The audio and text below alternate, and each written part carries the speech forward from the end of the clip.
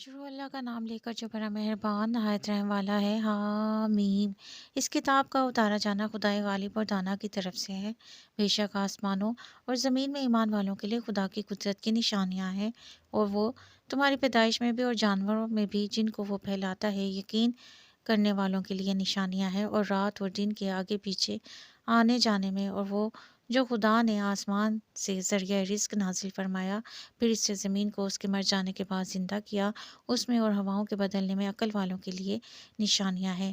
یہ خدا کی آیتیں ہیں جو ہم تم کو سچائی کے ساتھ پڑھ کر سناتے ہیں، تو یہ خدا اور اس کی آیتوں کے بعد کس بات پر ایمان لائیں گے؟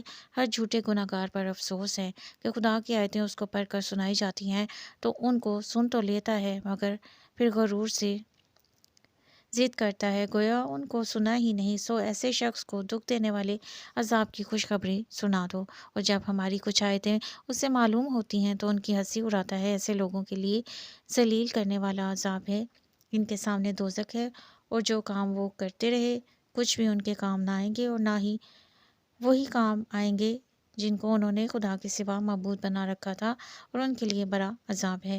یہ ہدایت کی کتاب ہے، اور جو لوگ اپنے پروردگار کی آیتوں سے انکار کرتے ہیں ان کو سخت قسم کا درد دینے والا عذاب ہوگا۔ خدا ہی تو ہے جس نے دریا کو تمہارے قابو میں کر دیا تاکہ اس کے حکم سے اس میں کشتیاں چلیں، اور تاکہ تم اس کے فضل سے معاش تلاش کرو، اور تاکہ شکر کرو۔ اور جو کچھ آسمانوں میں ہے اور جو کچھ زمین میں ہے سب کو اپنے حکم سے تمہارے کام میں لگا دیا۔ جو لوگ غور کرتے ہیں ان کے لیے اس میں قدرت کی نشانیاں ہیں۔ مومنوں سے کہہ دو کہ جو لوگ خدا کے دنوں کی جو اعمال کے بدلے کے لیے مقرر ہیں توقع نہیں رکھتے، ان سے درگزر کریں تاکہ وہ ان لوگوں کو ان کے اعمال کا بدلہ دے۔